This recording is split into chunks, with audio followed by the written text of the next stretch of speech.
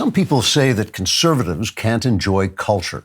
These people think we're all a bunch of troglodytic Philistines who can't tolerate the slightest deviance from outdated norms without harboring violent thoughts about whoever dares to exercise some creativity.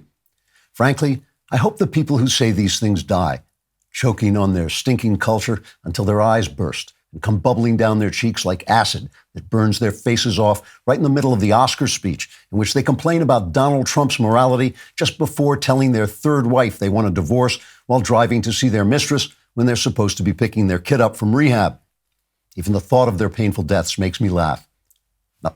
Not laugh, but I make a sort of repeated guttural noise that more or less communicates amusement.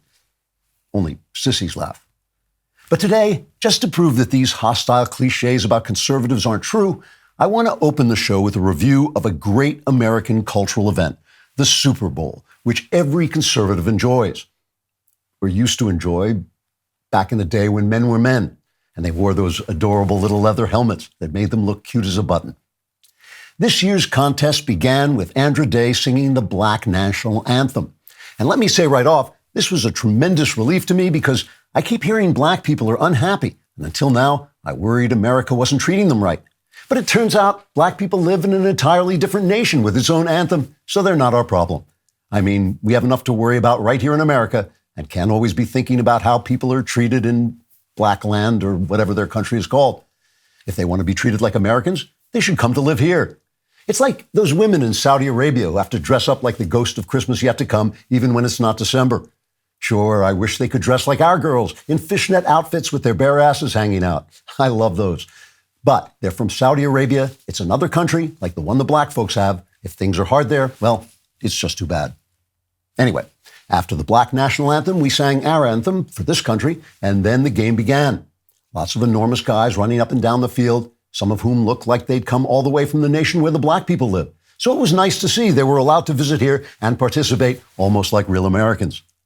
Then it was halftime, so I went downstairs to the kitchen to see my wife. I love my wife. She combines a comforting domesticity with a smoldering sensuality that still sets my heart on fire after all these years. So halftime was great. Also, she made dinner, which was a definite plus because I'd worked up a real appetite watching the American football team play the visiting blacks. I arrived back in the television room just in time to see some guy skating around in a sparkly blue muscle costume. And all right, that struck me as a little gay, but then the guy was black, so maybe that's how they do things where he comes from. Every country has its own culture, and I think we have to be open-minded. As long as they don't come here and make trouble, I don't care what they do back home. Probably sit around the campfire and sing their national anthem before, I don't know, whatever, dancing on skates like gay people. I'm not here to judge. Finally, there were the great commercials, masterworks of American creativity with Ben Affleck making $10 million for 5 minutes work eating a donut with his soon-to-be ex-wife Jennifer Lopez. So he has some money to give her when she leaves him for Tom Brady. Now, if we couldn't appreciate American culture like that, we really would be Philistines, or as they call them nowadays, Palestinians. Maybe we should give them their own country like the blacks. Forget it, bad idea. Trigger warning, I'm Andrew Klavan, and this is The Andrew Klavan Show.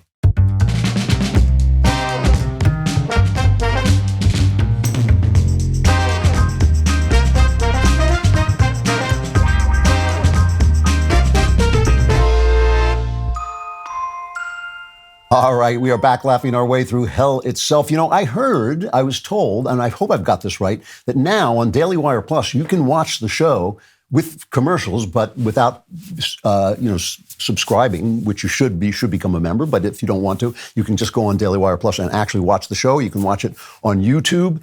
And we'll put up the interviews there, too. Last week, we had an interview with the actors Kevin Sorbo and Rick Schroeder, who were talking about their projects that are kind of outside the Hollywood box. And this week, we'll be talking with David Mamet, obviously the Pulitzer Prize-winning playwright and screenwriter, has written a new book about Hollywood called Everywhere in Oink Oink, which I've been reading, and it is just absolutely great. And I'm a big Mamet fan anyway, so I'll be thrilled to talk to him. If you leave a comment on YouTube and the comment is absolutely despicable, we will read it right here because we are absolutely despicable and we will not be out-despicabled. So this one comes from Brucefulness. It says, Andrew, you uttering the words wrapped in the shed skin of Joe Biden made me become physically ill driving home from work, and I vomited in my Stanley Cup. Thanks for that. That's why we're here, Brucefulness. And I haven't even found out yet what a Stanley Cup is, but now I don't want to anymore. Let's get to today's episode, Info Apocalypse. Yes, today we are going beyond Alex Jones and his InfoWars, and we're going into the Info Apocalypse. But don't worry, I'm not going to take my shirt off and talk about gay frogs, even though there are gay frogs, and I look great without my shirt. But let me just tell you one quick story to give you the sort of theme of what I'm going to be talking about. In the early 2000s, I wrote a series of detective novels, a trilogy called the Weiss Bishop Trilogy, starting with Dynamite Road. They're great. You should definitely read them while you're waiting for the next Cameron Winter book. But for research, I went and talked to an actual detective, and she was a private eye. This was her job. And her job was getting people proving that people had told lies on the stand. She worked for the defense all the time. And if you said, I witnessed a murder, she would come up with a resume you wrote when you were 23 and said, did you really have that job? And, well, I kind of fudged a little bit. So you lied on your resume, the defender would ask. And you would say, okay, so I lied on my resume. So are you lying now as well? And that really works on jurors. It really works. Everybody lies on his resume. And yet, if you lie about small things, people think you lie about big things. My point is this. When you are surrounded by lies, you have no idea how to find the truth. It's hard. It is hard. This Democrat regime, which includes the government, the deep state, our universities, our news media, our entertainment media, lie and lie and lie and lie. But that doesn't mean that we or our side is telling the truth. That's why it's an information crisis. So let us get started with Chapter 1. This is your brain on lies. When I'm lying awake at night, all night, every night, I like to be comfortable. That's why I love my Helix mattress. I've been talking about it for years. It's the gift that keeps on giving.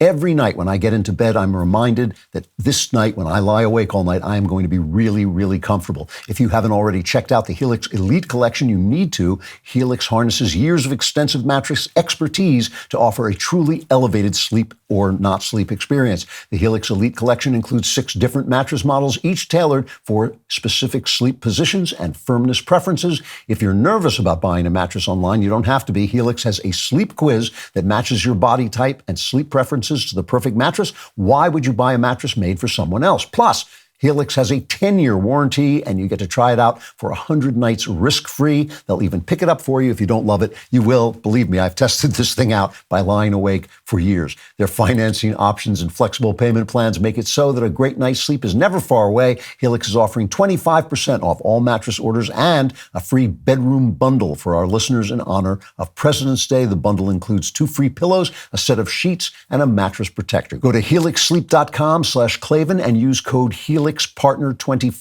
This is their best offer yet, and it won't last long. That's helixsleep.com/Klavan and use code HelixPartner25. And you may ask, how do you spell Helix Partner 25? It's KLAVAN. KLAVAN, there are no E's in Klavan.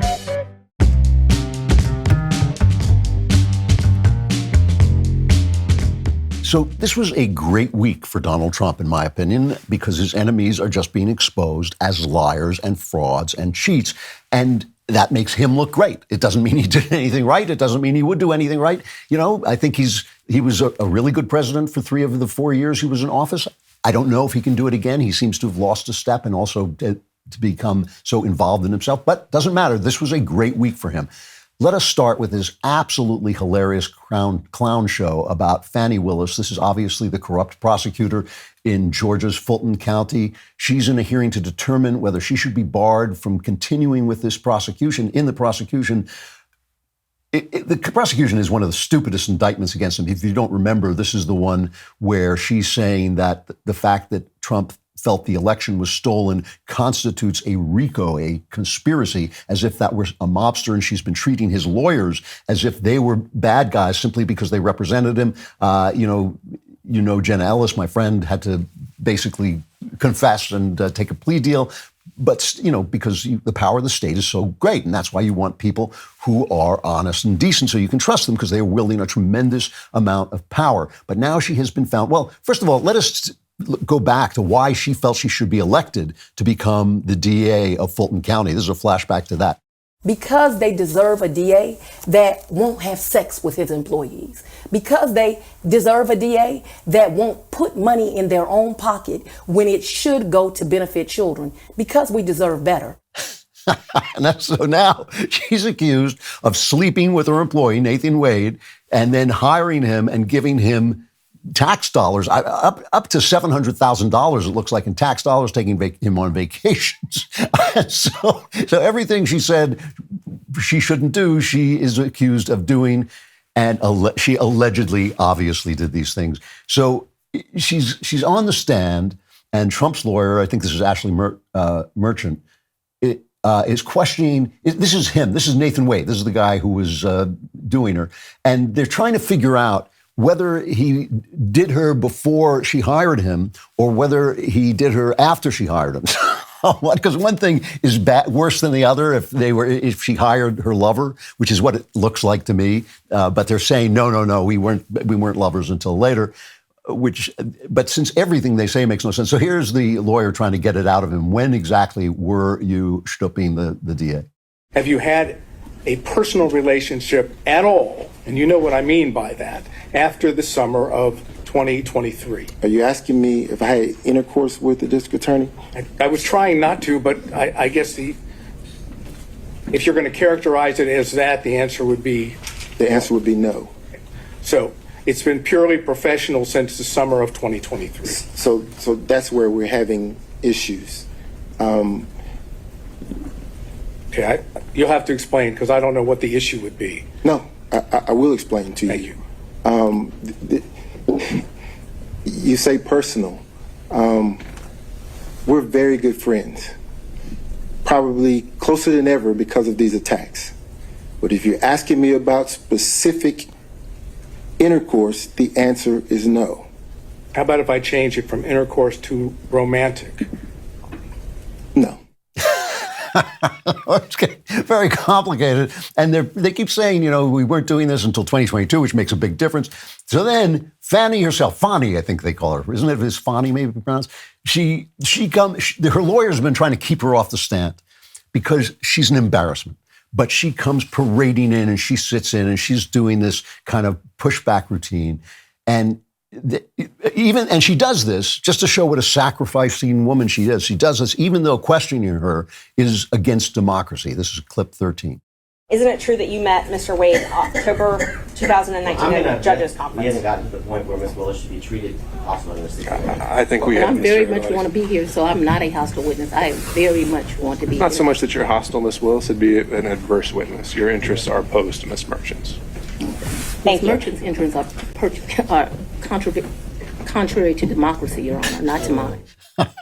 So she is democracy. It's kind of like, Anthony Fauci is the facts, is the science. She embodies democracy. So they made her a hostile witness, which means you can ask her leading questions and all this. And she even goes after the judge. She's just screaming at everybody and scolding everybody. Here she is talking to Judge Scott McAfee, 14. Well, it's highly offensive when someone lies on you, and it's highly offensive when they try to implicate that you slept with somebody the first day you met with them, and I take exception to it. She doesn't do it on the first date, guys. Come on. She's not that kind of girl.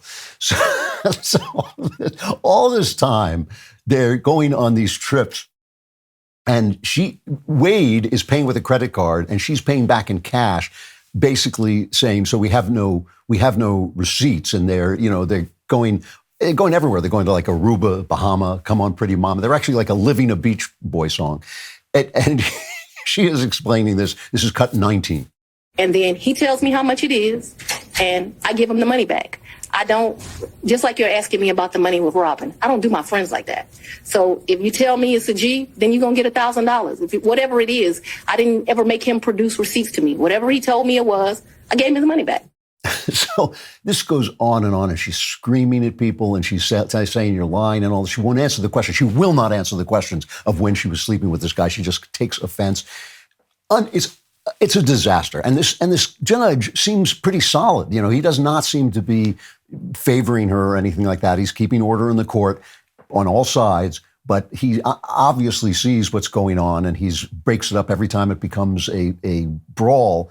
But this is a disaster for this case because if he's fair and if he does the right thing, they'll be disqualified. This is disqualifying. Once she's disqualified, the entire case, and I mean, I'm not a lawyer, but I did read the indictment word for word. The case is absurd to me. It is just absurd. And as I said, when Jenna, took the plea bargain, nobody knows, not one person knows what they would do when confronted with the power of the state to put you in prison for 5-10 years for something, even if it's only for a month, even if it's only for a year, it's a nightmare. So they're bullying, they're corrupt, they're doing the wrong thing. Obviously, it's so bad. However, anybody who's watching this, anybody who's seeing this, it's a disaster. But if you're watching the mainstream media, she's a sassy, brave black woman, man. It's like, this is one of the worst, but it's all over. This is David Muir on ABC World News tonight. We do begin tonight with that stunning moment in court, the high drama playing out in Georgia late today. The prosecutor who brought the case against Donald Trump and his alleged co-conspirators taking the stand herself to defend herself. The dramatic moment when DA Fani Willis showed up in the courtroom today insisting she wanted to testify, crossing the room there to the witness stand, taking the oath. On the stand, Willis was defiant, fielding questions about alleged misconduct. At one point, though, Willis telling the lawyer questioning her, "You're confused. You think I'm on trial. These people are on trial for trying to steal an election in 2020. But could Fani Willis be removed from the case? And what happens to the case against Trump if that happens?"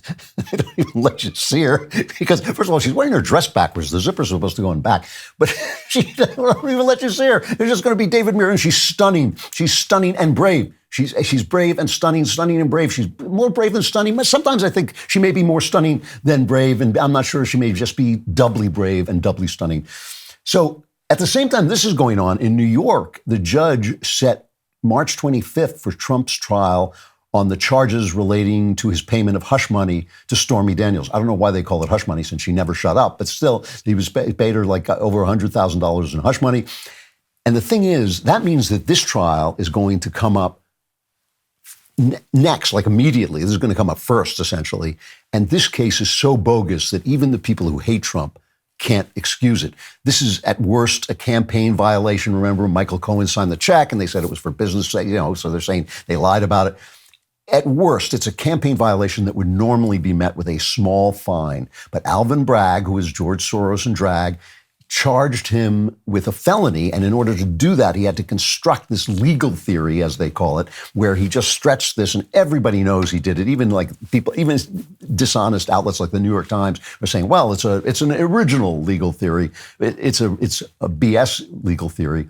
So that means, and he may get convicted, Trump may get convicted because it's a New York jury. They may just say, oh, there's Donald Trump, you're guilty. We don't know what the charge is, but you're guilty.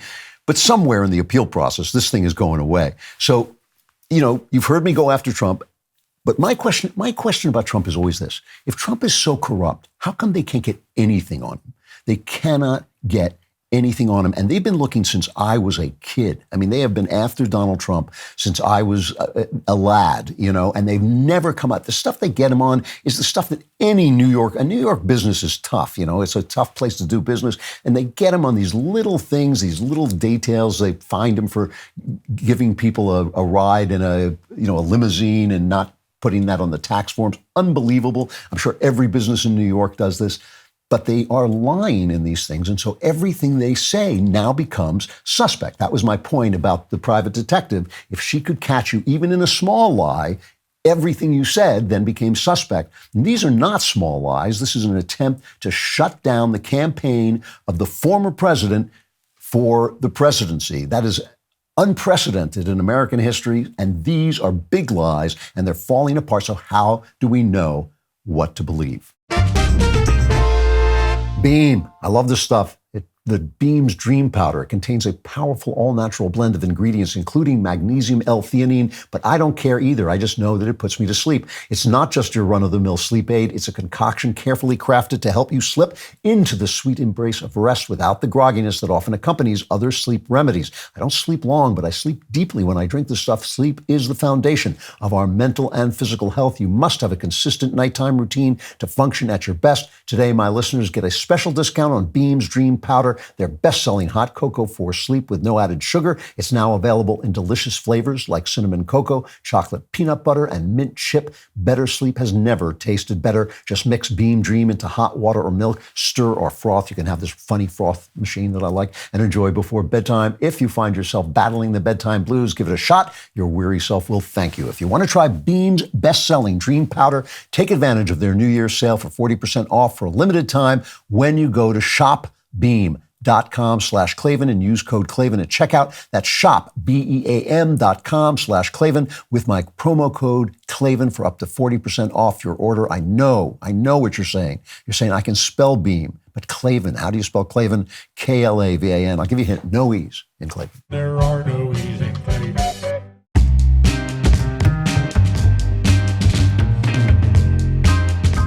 Chapter 2, Star Wars. See, this is not a time for true believers. This is not a time for people who have faith in this guy or that guy, you know. It's a time for groping carefully in the dark to see if we can get to the truth. It's one thing to understand that our regime media is lying, the prosecutors are lying, Biden is lying. But if you think, Tucker is going to tell the truth, Trump is everything he says is the truth, or Fox News or anybody, at least I can tell you that I'm trying to tell the truth, but you have to basically do some work and make sure that you're getting good information because it's raining lies. It is raining lies. So the press and government have utterly failed us, and they still don't know. They still haven't awakened to smell the roses of what happened during the pandemic. The 15 days to slow the spread, wear masks, they're going to save you, take the vaccine, or you can't go to work. The thing didn't come from China. This is the most secure election of all time. George Floyd was murdered. Lie. And then they call us conspiracy theorists when we don't believe them. And that gives power to idiots, because then when somebody comes along and says Taylor Swift is a hologram being controlled by George Soros' Jew laser, you're like, well, everybody else has lied to me. So, 9/11 was fake. The moon landing was fake. That stuff is insane. But when everybody is lying to you, why shouldn't people start to believe that it's the exact opposite of what they're saying? So while we're here on Earth in the dark, thinking what the hell is going on, up in the heavens, there is this tremendous fight for the information high ground between billionaires, people way, way out of our sphere who are trying to get the power to control our thoughts. I talked on one of the members' blocks about the battle for Disney. This is coming up in April, where both people on the right and on the left are trying to get places on the board, and Elon Musk is trying to sue them into oblivion, and Bob Iger is still in there. He's kind of the guy who turned Disney woke, and he's still in there trying to keep his power and make sure none of this happens. Meanwhile, George Soros, who is an evildoer, he's buying a massive stake, $400 million in Audacity, which is the second largest radio network, and they own iHeartRadio. So poison will be pouring out of his things, his venues. And meanwhile, because the media has failed us so much, there are all these layoffs, and not just in the news media, but all around. Paramount Global laid off 800 people so they can probably to sell the company. They're trying to cut costs, and maybe there are all these billionaires crowding around. One of them is Byron Allen, who's on the left. Another is the billionaire David Ellison, who's a Trump guy.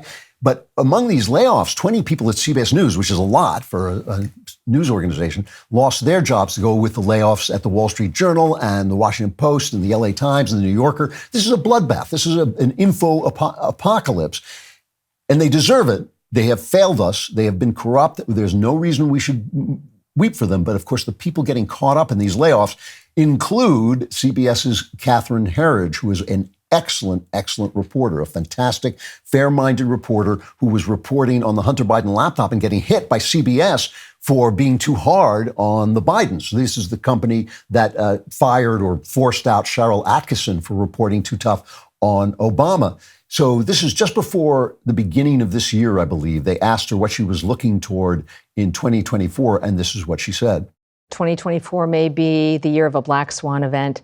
This is a national security event with high impact that's very hard to predict. There are a number of concerns that I have that factor into that. Not only this sort of enduring heightened threat level that we're facing, the wars in Israel, also Ukraine. And we're so divided in this country in ways that we haven't seen before. And I think that just creates fertile ground for our adversaries like North Korea, China, and Iran. And that's what concerns me most. So this is a woman who obviously has information. She's a very trusted, really good reporter. And now she's gone. She's not on CBS anymore. You cannot. Yeah, she used to go on X or Twitter, I think it was still, and she would just show you the documents she was going through and circle the things that we needed to know. It was just amazing. It was so open. It was open field reporting. So now she said that. Remember what she said. And now we're getting news from Congressman Mike Turner, Republican, who's the chairman of the House Intelligence Committee. He's saying there's a new security problem and that now all these leaks come out to the press that basically, Putin has a satellite killer, a nuclear weapon that they want to launch into space that is designed to threaten our satellite networks. Basically, everything we do is based on satellites, all our communications. It would be a disaster.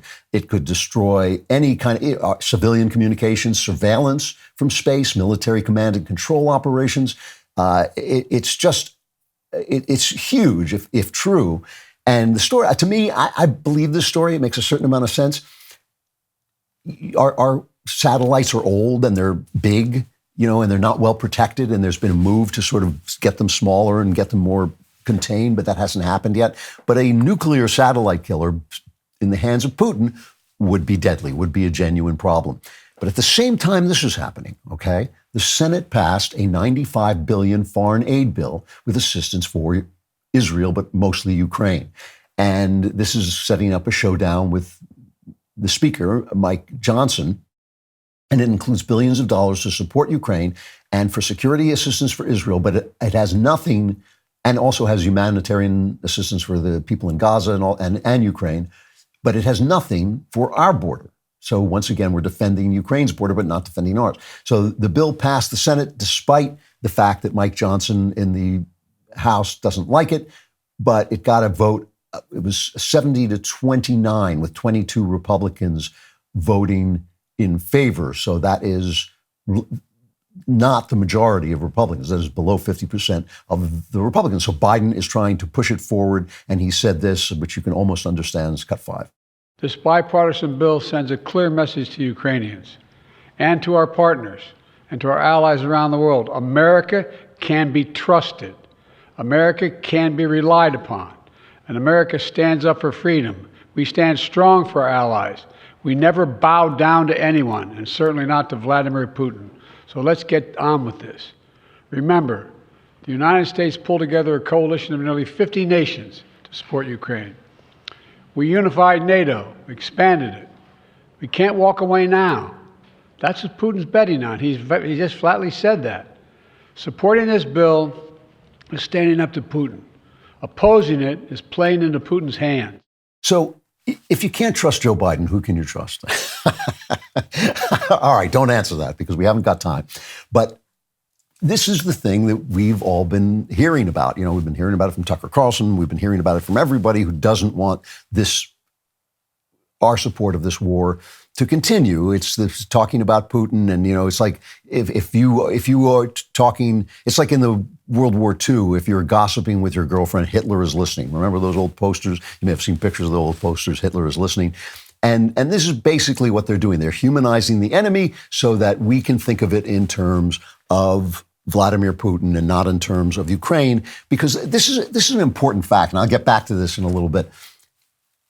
We whenever we go to war, whenever we help with a war, the argument is always, the wonderful people of Ukraine have to be defended. I have this memory of during the first Iraq war of George Bush, the first George Bush, saying basically we have to do this because we need to protect our oil reserves. And everybody said, it's a war for oil. And he went, I mean, we have to protect them because the brave little people of Kuwait have to be defended. Well, no, we don't care about Zelensky. They can make him into a hero all they want. We don't care about the Ukrainians. We don't care about any of that stuff. We care about us. We care about America. And so that's the question. I'll get back to that question. But still, this is the way you personalize something. You make this guy the villain, and you say, you're supporting Putin if you don't sign my $90 gazillion bill. So this is the argument from Mike Johnson, the speaker. He says we're not doing anything with this until you do something about the border. The Republican-led House will not be jammed or forced into passing a foreign aid bill that was opposed by most Republican senators and does nothing to secure our own border.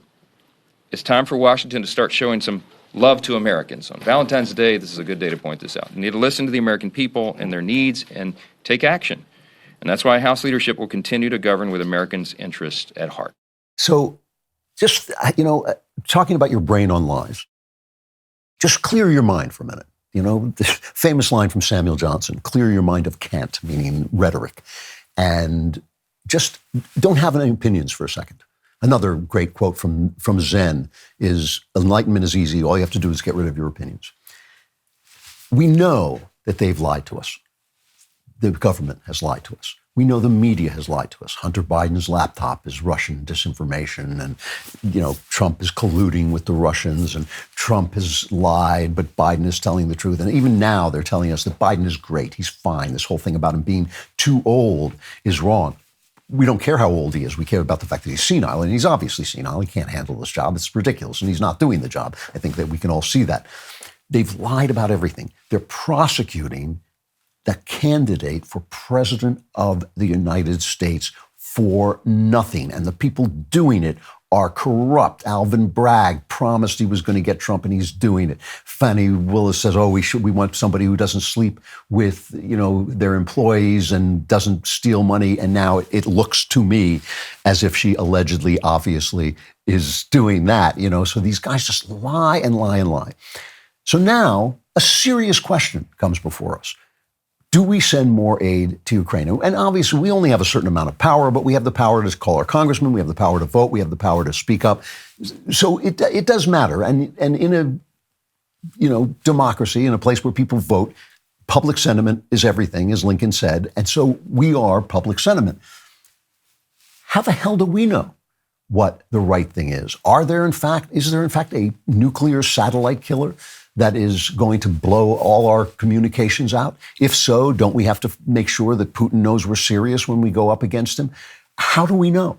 So this is the reason why I feel that it is important for us to keep our minds clear. And I'm going to talk about this. I'm going to get back to Tucker Carlson again, because he is sending out information that I also find extraordinarily questionable. Let me put it that way. And so it's tough. I know that I'm not being a cheerleader here. I know it's not like, now we can't trust them, but we can trust these guys. That's the situation we're in. I'm just trying to be really blunt and honest with you. The situation that we're in is, when I started doing this show, I could literally read the New York Times very closely and read the Wall Street Journal very closely, and I would have the facts. I would read the left-wing way they put it, and I would read the more right-wing way. That's no longer true. The Wall Street Journal has gone down the drain as a news reporter. They still have some good columnists, but their news reporting is now, they're like Homer Simpson blending in with the vines. They've become just another woke outlet. The New York Times is completely unreliable. It takes me at least 5 times as long to make sure what I am telling you is the best information I can get as I scan for it. It's going to take you longer too. So that's why I want to take yet another look at Tucker Carlson and Vladimir Putin.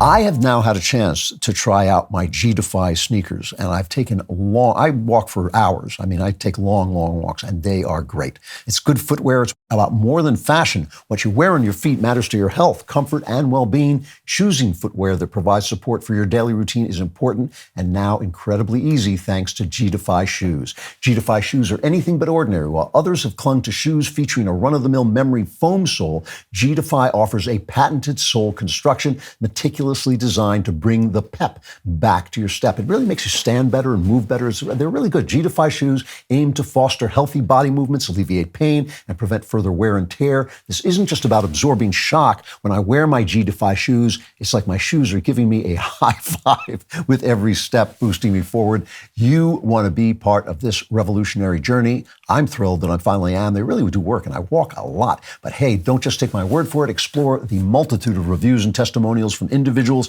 who attest to the miraculous impact of G-Defy shoes on their lives, available on the G-Defy website and social platforms. Your feet deserve more than just another pair of shoes. Right now, use code Klavan for $30 off orders of $150 or more at gdefy.com. That's GDEFY.com with promo code Klavan for $30 off your purchase of $150 or more. Experience the miracle that is G-Defy, where comfort meets innovation, if you can spell Klavan, Klavan.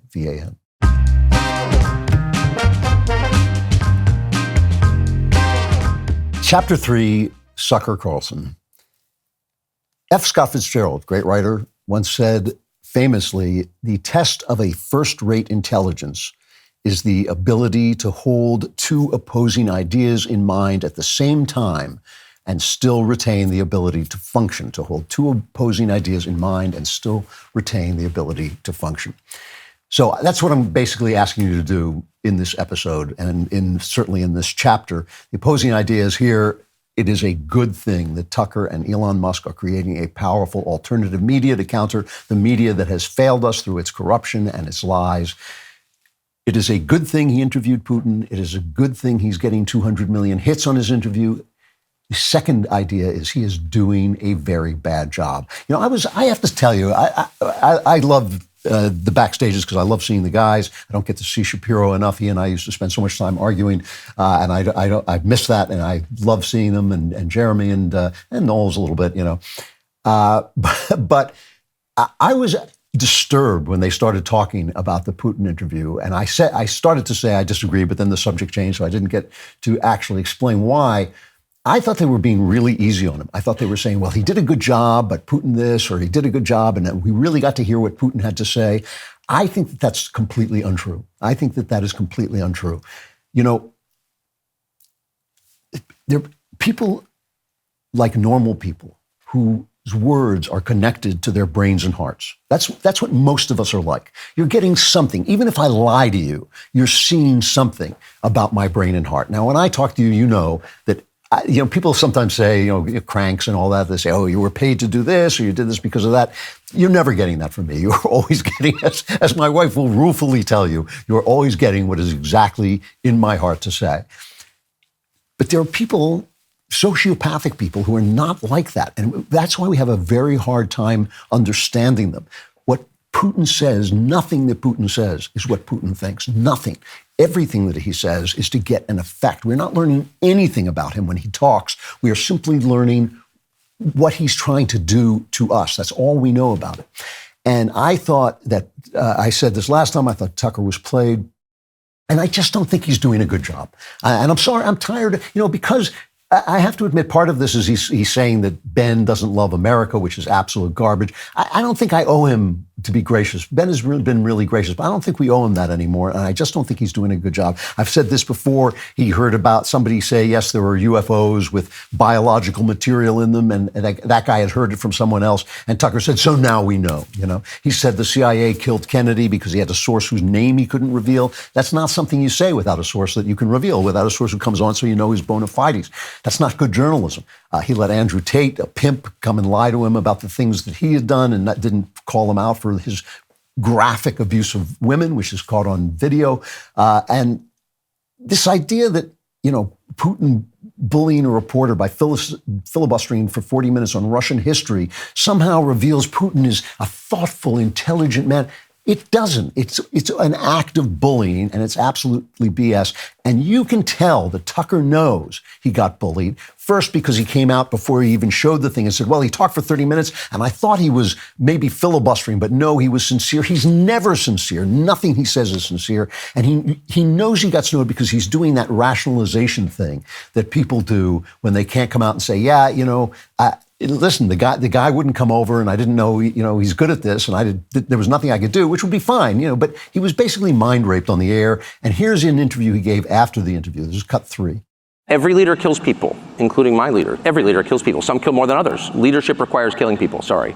That's why I wouldn't want to be a leader. That press restriction is universal in the United States. I know because I've lived it. Ask my former, I've had a lot of jobs. And I've done this for 34 years, and I know how it works. And there's more censorship in Russia than there is in the United States, but there's a great deal in the United States. And so, at a certain point, it's like people can decide whether they think, what countries they think are better, what systems they think are better. I just want to know what he thinks. That was the whole point. But you don't know. See, this is the thing. He doesn't know what he thinks, and also everything he just said is crap. Everything he just said is crap. Leaders kill people.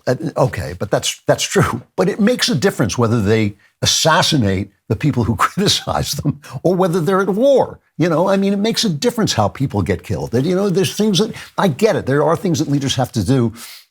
But, this guy, whenever anybody says that Putin is really okay, we're demonizing him, I always want to say this.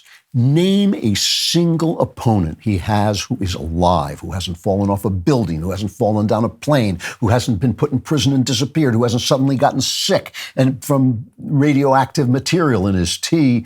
And you could have said, up until, I think it was today, you could have said Alexei Navalny, who he tried to poison, but couldn't. Now, this is a guy, the first serious opposition leader in Russia because he exposed the corruption in Putin's inner circle, and he was forming an actually effective political movement. They tried to poison him. They couldn't. They put him in prison yesterday. And I may be getting the days wrong because it happens in Russia, so I'm not sure which day. But yesterday, it seemed to me, he was on trial, and there was a video of him. He was smiling. He was laughing. He was healthy. He's happy. Today he's dead. Today he's dead, okay? Now, you can say there's all these rumors about Hillary Clinton, and some of her opponents have died in terrible ways. All of his opponents have died. All of Putin's opponents have died. And when it comes to censorship, when you say you're being censored, when you have 200 million hits, this is like Dinesh D'Souza saying we're living in a police state. And I think if you're living in a police state, how are you making this movie? This is something we do on the right. And, in some ways, it reflects a healthy, boisterous protection of our rights to go overboard whenever our rights are impinged, because this administration is awful, and they've tried everything they can do to demonize and silence the right. There's no question about it.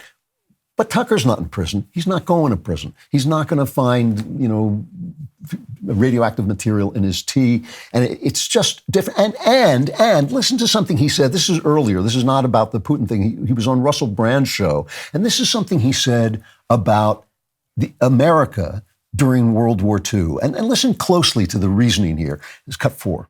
And I said at the outset, one of the things that offends me about wars, not just in the Middle East, but around the world, certainly in Asia, is that collective punishment is completely accepted as legitimate. They're all part of the same bloodline. That's incomprehensible to the Christian mind because bloodline is irrelevant, neither Jew nor Greek. The whole point of Christianity is it doesn't matter who your parents were or what your DNA is. You have a direct relationship with God. And if you're on board with that, then you're a Christian. And if you're not, you're not. But there's no sense, there's no template for collective punishment in Christianity. It's repulsive to Christians. It's repulsive. And in my view, it should be. And it always was in the West. And I do think there are war crimes that the United States committed during the Second World War, the firebombing of Tokyo, famously Dresden, that were collective punishment. And I would also say, by the way, the atomic bombs on Hiroshima and Nagasaki, that's collective punishment. Yes. Okay? And I think that rotted the soul of the West. It's not collective punishment. It's war. I'm not. You can listen. War is evil. I truly despise. I think war is a terrible waste of human flesh. But the question about a war is not whether it's evil. Yes, it is. Everything that's going to happen in it is going to be bad. But the question is, are you preventing something eviler from happening? You can debate Nagasaki and Hiroshima. Most people feel, and I think rightly, that the Japanese would never have surrendered and we'd have lost maybe 100,000 people. And if there's 100,000 people going to die, I'd rather be their people because they bombed Pearl Harbor. They started a war with us. You can argue that, but you can't say it was collective punishment. It was war. So it's ridiculous. So he makes excuses for Putin. Oh, everybody kills people, but not for the United States in a state of war when Putin is actually assassinating his own. And it's ridiculous. It is absolutely ridiculous. Now, I want to talk about one last thing, and then I want to tell you why I'm saying all this. You know, now Tucker's going around Moscow and saying, look how beautiful it is. And the subway is nice and the streets are clean. And he goes shopping. And I'm sure he doesn't do this on his own much at home. But here he is in a supermarket. Cut to. Ideology maybe doesn't matter as much as you thought. Corruption. If you take people's standard of living and you tank it through filth and crime and inflation, and they literally can't buy the groceries they want, at that point, maybe it matters less what you say or whether you're a good person or a bad person. You're wrecking people's lives in their country, and that's what our leaders have done to us. And coming to a Russian grocery store, the heart of evil, and seeing what things cost and how people live, it will radicalize you against our leaders. That's how I feel anyway, radicalized. He's talking about the fact that it costs less to buy food and we're having all this inflation, but he didn't point out the fact that Russians make something like 1/5 of the money we make. So relatively, I'm not sure how inexpensive it was. Let me just tell you just a little bit of history. This is important. Putin's not Hitler. And, obviously Tucker's not a Nazi. I'm not saying anything like that. I'm not. But Hitler could have given a 40-minute interview on the history of Czechoslovakia and why it was right for him to go in and take it. He did do that. He did talk about that. It was all history and all this stuff. And I can just imagine people in this country, right-wingers in this country, sitting around and saying, wow, he's so smart and he really knew his history. And that's what he's thinking. It's like, that really did happen. What a smart man. Our politicians aren't as smart as Hitler. People did say that.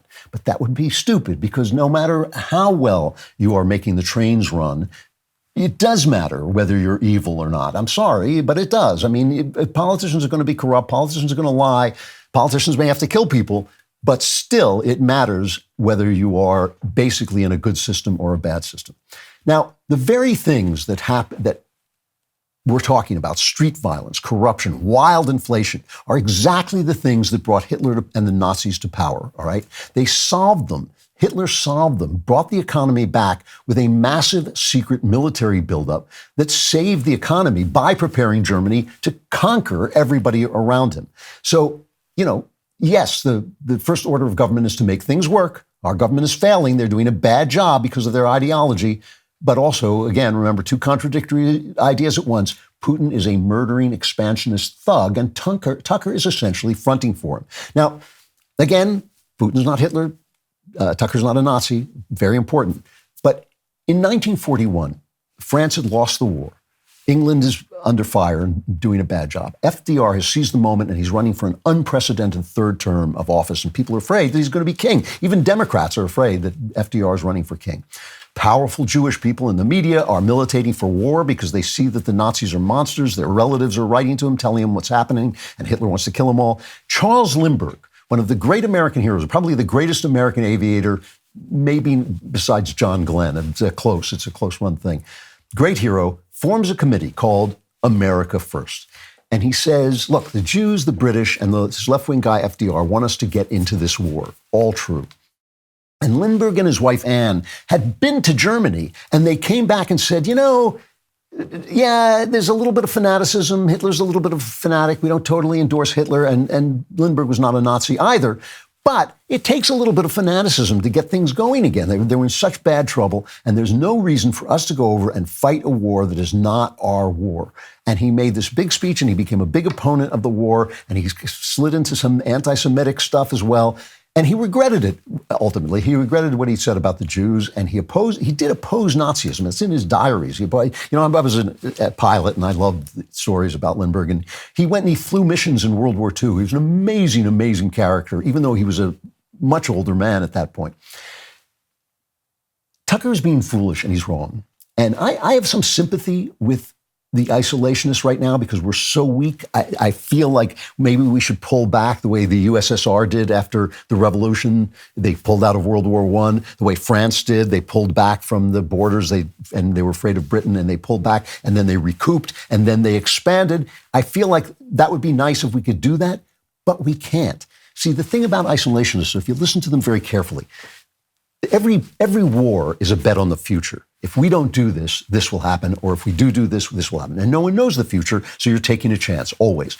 And so the people who talk about going to war will always say, if we don't stop Putin, this will happen. But the isolationists never say that. They never take into account what might happen if we don't do it. They just say, oh, we need to stop our borders. We need to stop spending money. Putin's not so bad, and the Ukraine is corrupt. As I said before, we're not fighting for the Ukraine. We're fighting for our interests. And Putin is bad. And what's even worse about him is that he and China and Iran are linking up together. They have a common interest, which is destroying us. And, I've thought about this a lot, and our elites are bad, but our elites won't last forever. And you want to make sure we're still here when they're gone. And I think this is the one thing in the Biden administration I actually agree with, that I think we should give Putin a hard time. He can spend money to keep this going another year, but he can't spend forever. And I think that maybe we should bring him to the table instead of letting people like Tucker coax us to the table. And, I understand that sometimes all the things these people said, like what Lindbergh said, was true of what was happening. And still, you got to fight the Nazis, because if we're the only people left, who does he come after next? And this is true of these guys. We're living on a small planet. We're living at a transitional moment, which means things are going to get bad. There's going to be bad stuff happening. I've been telling you this for over a year. We're entering a dark time. That means that we do have to be on our guard. And even if our elites are bad, and even if they lie to us, and even if they are the schmucks that they certainly are, this is still our country. It's still a better country than just about any that's ever existed. It is still worth defending. Has anyone else tried Balance of Nature fruits and veggies? I'm trying them now. They're the most convenient way to get whole food ingredients every day. Balance of Nature uses an advanced cold vacuum process that encapsulates fruits and vegetables into whole food supplements without sacrificing their natural antioxidants. The capsules are completely void of additives, fillers, extracts, synthetics, pesticides, or added sugar. The only thing in Balance of Nature's fruit and veggie capsules are fruits and veggies. Right now, my listeners will get 35% off their first order and a free fiber and spice supplement. Balance of Nature's Fiber and Spice Supplement is a revolutionary fiber drink with a unique blend of 12 spices and whole foods. There's never been an easier way to make sure you're getting your daily dose of fruits and vegetables. Experience Balance of Nature for yourself today. Go to balanceofnature.com and use promo code Klavan for 35% off your first order as a preferred customer. Plus, get a free bottle of fiber and spice. That's balanceofnature.com, promo code Klavan for 35% off your first preferred order, plus a free bottle of fiber and spice. But you got to know how to spell Klavan. You probably don't know. There's no E's in Klavan. I just make it look this easy. There are no E's in Klavan.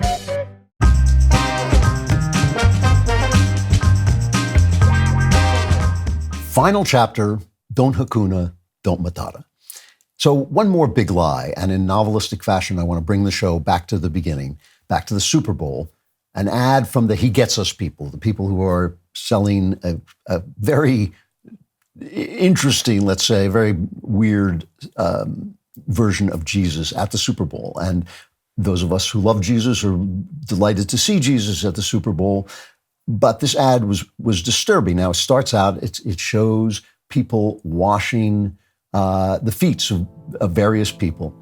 And this is from a scene in the Gospels where Jesus is at I believe it's the Last Supper, and he takes off his clothes, and he's just wrapped with a towel, basically, and he washes the feet of his disciples. This is the King of heaven and earth washing the feet of his disciples.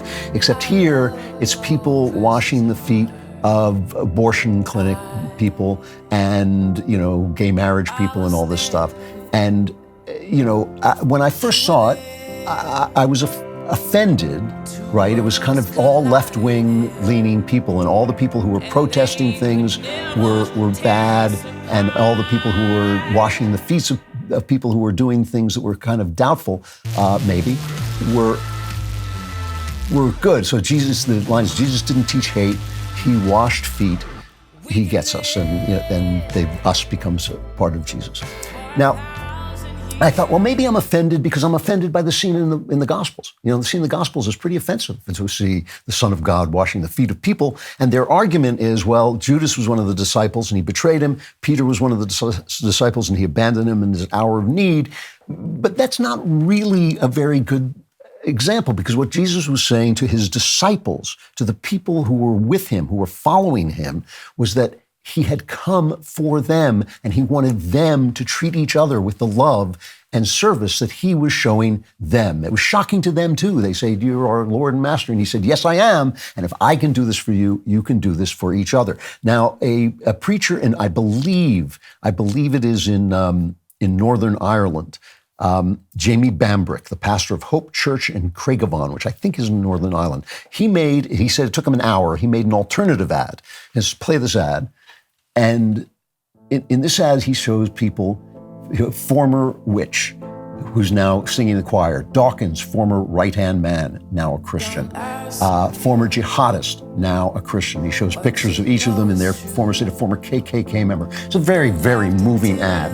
And the last line is, "He saves us." And that's the truth. That is the truth.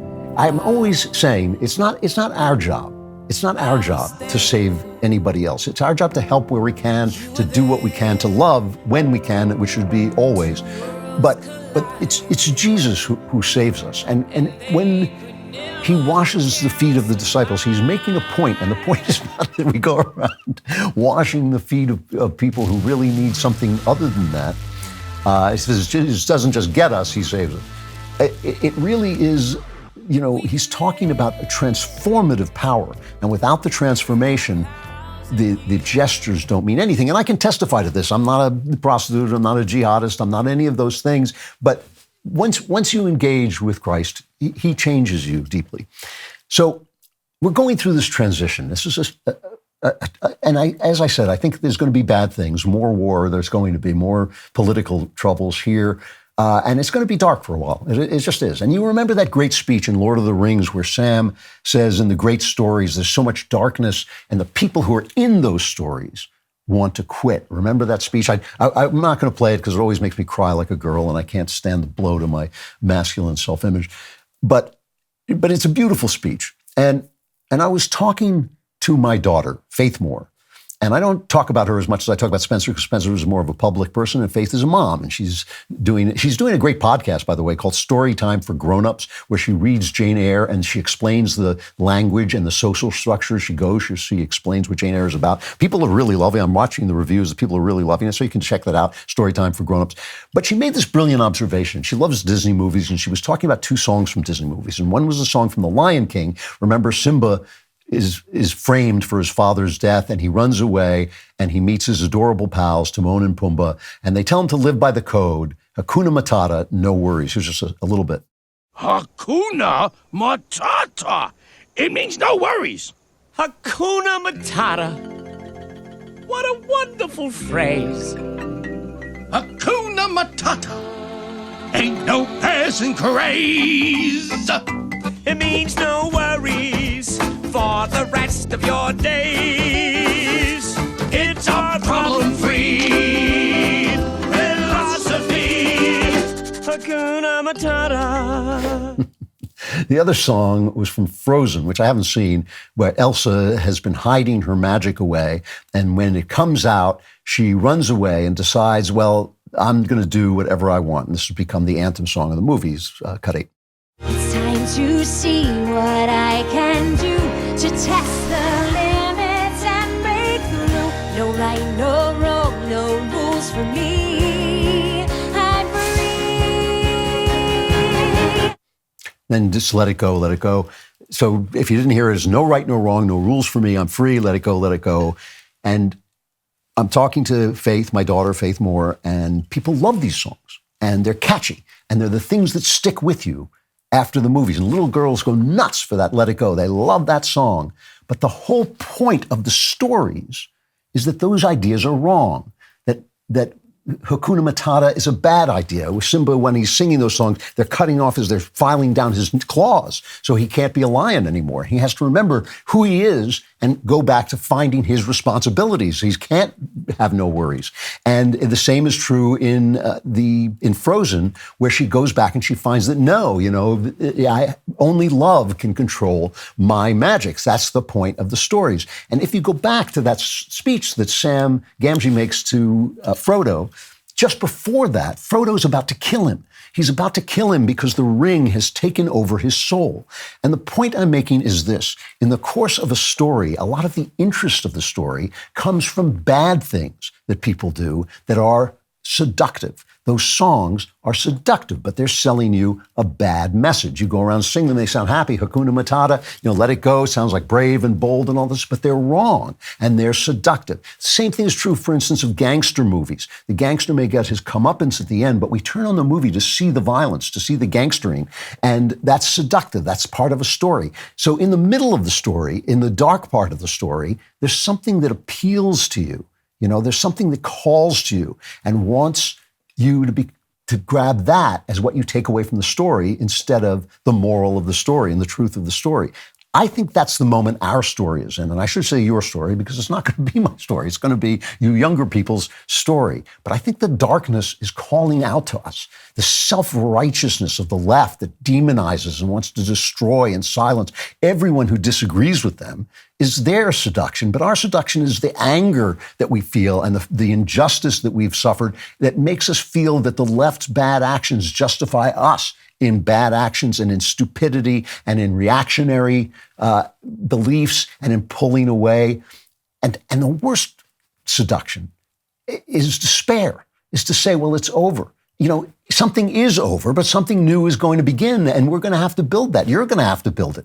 And you can't give up on freedom. You can't follow a strong man you have to be a strong man. You can't, I get letters from women, they can't find a man and the feminism screwed them over and all this stuff, but you can't give up on the God-given responsibilities of womanhood and let it go. No right, no wrong, no rules for me. This is the thing, that hope is in fact a responsibility. It's a Christian virtue. I read that Scott Fitzgerald quote, the test of a first-rate intelligence is the ability to hold two opposed ideas in the mind at the same time and still retain the ability to function. Let me close with the full quote. The test of a first-rate intelligence is the ability to hold two opposed ideas in the mind at the same time and still retain the ability to function. One should, for example, be able to see that things are hopeless and yet be determined to make them otherwise. So I just have to add a little addendum here that I said this was a great week for Trump, but now the judge, Arthur Engeron, this guy who just hates Donald Trump, who basically convicted him before he was tried, has ordered him to pay nearly $355 million in this civil fraud trial, another one of these stupid cases where there are no victims, nobody complained, nobody said anything, but they say he overvalued his property or undervalued his property, I can't remember which, but it just, that's bad news for today, but he will obviously appeal. And I think, in fact, the way they have overstepped and the way they've mistreated him is just so shameful. And, I just want to say one last thing before we get to the clapbacks. If Donald Trump is so corrupt, how come this is all the garbage they can get on him? They've been after him since I was a child. Like, how come this is the only stuff, all this garbage stuff? If he's such a bad guy, where are the bodies? Where's the theft? Where's the real graft and all this stuff? They can't find it. So I don't know. To me, they're proving how bad they are, but we'll see. That's obviously not the decision you want to have, but let us move forward. I just thought I wanted to bring that in because it's breaking news just happening right now. Most of the products in your bathroom have gone woke at this point. Jeremy's wants to help you wash off the woke with 15% off all of your essentials and Jeremy's Shave Reload. The Shave Reload includes shave cream and post-shave balm, helping provide a clean shaving and soothing post-shaving experience. It's made with natural ingredients like green tea oil, aloe vera, and hyaluronic acid, and Jeremy's leaves out toxic chemicals like parabens, sulfates, and phthalates. I don't even know how to pronounce that. But even so, they leave it out. They also leave out the leftism, because how can you wash off toxic values if you're using toxic chemicals? Head on over to jeremy'srazors.com to get your Jeremy's Shave Reload and other essentials for 15% off today. Klavan Klapbacks. It's our problem-free philosophy. Hakuna Matata. That's our attitude here. Hakuna Matata. Write to Klavan Klapbacks at DailyWire.com. Both Klavan and Klapbacks are spelled with a K. Whether you agree with me or you get it right, we want to hear from you. I'm sorry, whether you did. I blew the line. So now I've condemned myself. I have to live in shame. All right, from Paul, before you tumble down, or is it up the stairway to heaven, I have to ask, having listened to The Great Good Thing, that's the memoir of my conversion, what hard evidence, i.e. physical, material, actual, do you have that Christianity is true? This is from Paul. Well, my answer to that is this is an historical event, so what evidence do you have that Julius Caesar was assassinated? There, in fact, is more and better eyewitness testimony to the miracles and resurrection of Jesus than there is to the assassination of Julius Caesar. So those are the things we look at. And I'm an expert reader. I read the material and say, am I being told the truth or not? And one of the things that's interesting, by the way, I know these things never convince anybody, but I'm just telling you since you asked. One of the things that's really interesting about the early days of Christianity is these guys were testifying in a hostile environment. The Jews didn't like it, that they were going against their religion. The Romans didn't like it, that they were causing trouble. They were risking death. They could have oftentimes gotten out of death for just saying, yeah, we don't believe in this. So they actually fiercely did believe it because they walked to horrible deaths, just where they could have gotten out of just for saying they were lying. But nobody ever accused them of lying. Nobody said, they're in Jerusalem, right where it all happened. And nobody ever said to them, but the tomb's not empty. Let's go empty. We'll open the tomb. We'll go look. They seem to have, or at least thought about, accusing them of having stolen the body, which is evidence that the body wasn't there. So it really is interesting how many people saw this, and that nobody seems to have accused them of just lying, that they were possessed, that they were wrong, that all those things they did do, and they stoned them and they killed them, but they never did accuse them of lying. The reason you find it harder to believe than the assassination of Julius Caesar is that assassinations happen and miracles don't. And I agree with you. Miracles don't happen. And the fact that they once did is what makes them important. That's what makes it an event that we all pay attention to, and it makes it the heart of history.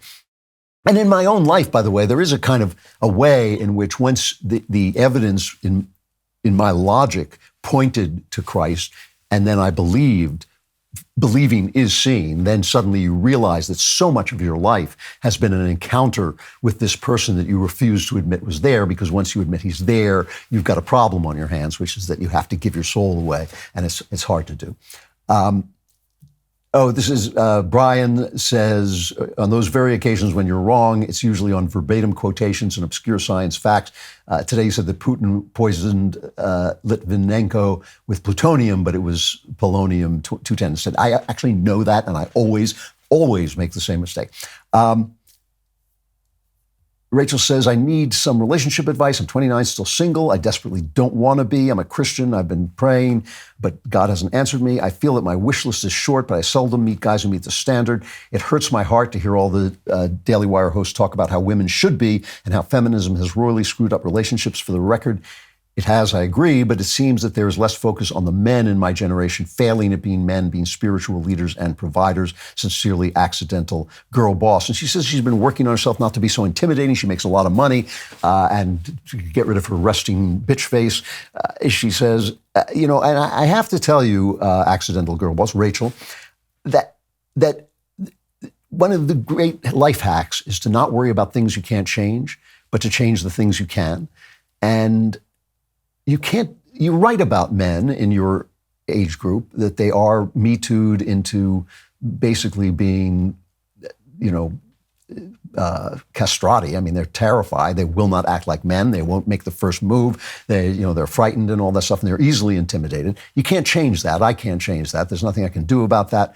But what you can change is yourself, and I will tell you this, and I hope this doesn't come across as an insult in any way, but reading your letter, and the letter is much longer than I read, I couldn't help but feel that, one, you were angry, and two, that you were trying to appear to be something so that men would like the thing you appeared to be without actually working on inner change. So you're trying to get rid of your resting bitch face, but the question is, why does your face look like a bitch when you're resting? That's the question.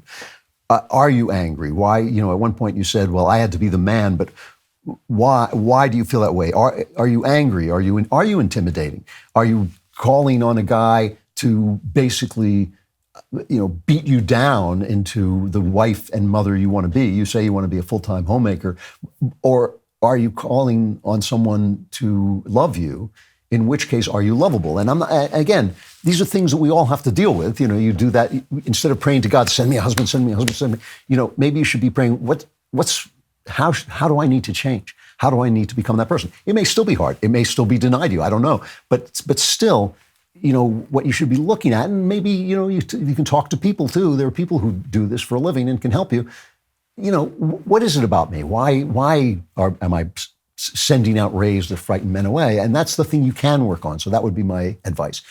Become a member today. Go to dailywire.com/subscribe and use code Klavan at checkout for 2 months free on all annual plans. If you haven't done that already, you're screwed. It's the Klavanless part of your life, which just will last feel as if it were forever. The rest of you, come over to Member Block.